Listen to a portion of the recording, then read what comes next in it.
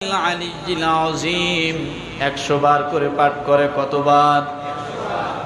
অর্থটা কি? লা হাওলা, আমার কোনো চেষ্টাই নাই, আমার কোনো শক্তি নাই, আমার কোনো ক্ষমতা নাই,